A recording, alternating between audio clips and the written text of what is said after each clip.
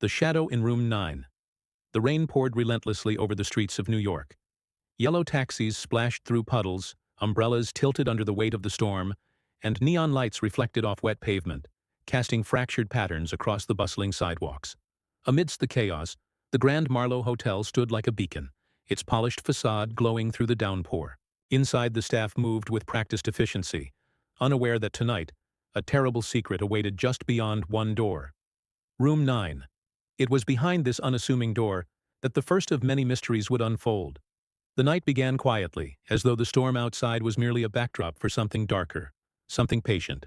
A note, placed on the bedside table, read simply, "Not everything is what it seems." The paper fluttered slightly in the draft from the half-open window, shadows dancing across the room as lightning briefly illuminated the interior. Detective Emma Carter arrived shortly after, her coat dripping with rain and her brow furrowed with concern. The hotel manager, Mr. Harrison, met her at the entrance to the corridor. "Locked room, no signs of struggle." "Something is wrong," Emma observed, her voice steady but tinged with unease. Mr. Harrison swallowed nervously. "He was alone all night." "How?" Emma's eyes scanned the corridor, noting the flicker of shadows along the walls, the faint reflections in the polished floor.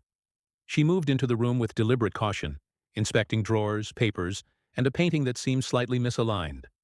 Behind it, strange symbols were etched into the wall, faint and almost imperceptible. A whisper of air stirred the paper on the desk, and Emma felt a shiver trace her spine. The staff and guests had their own stories, each fragment of truth hiding beneath layers of fear. One attendant trembled as he answered, I don't know anything," while a guest murmured, "He seemed fine last night." Emma noted the subtle tells, darting eyes, twitching fingers, small, nervous movements. Each action, each hesitation, hinted at secrets just out of reach. Outside, a flash of lightning revealed a shadow at the window, fleeting and silent. Emma's instincts told her someone, or something, was watching. The room itself seemed alive with secrets, whispering truths that no one dared speak aloud.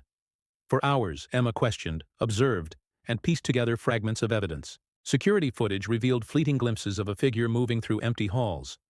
Symbols etched on the walls glowed faintly in certain light, revealing patterns no casual observer would notice. A hidden passage, cleverly concealed behind a bookshelf, led to a narrow corridor lit only by a flickering light. Darkness stretched as if it had its own weight, pressing on the detective with every cautious step. Red herrings abounded. Staff and guests each displayed nervous behavior, hiding objects, averting their eyes, and speaking in clipped sentences. Emma's sharp gaze caught every subtle gesture. "Why hide it?" she asked one of them. I didn't want trouble," the staff member admitted, voice trembling. The answer revealed nothing, yet everything, deepening the sense that shadows lingered longer than they should. Eventually, the investigation brought Emma face to face with Lucas Grant, the man behind the secrets.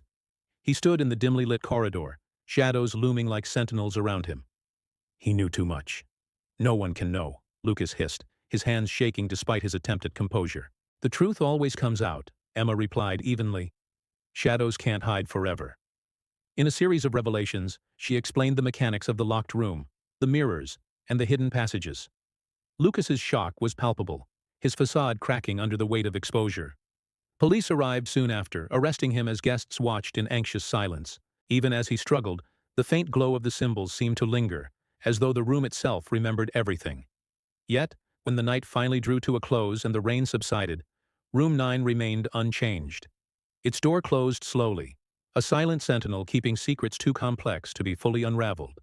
Some mysteries, it seemed, never truly ended. Shadows lingered, patient and eternal, waiting for the next storm, the next soul curious, or foolish, enough to enter. And the Grand Marlowe Hotel stood quietly, its polished facade gleaming in the early dawn light, holding its secrets close, as it always had.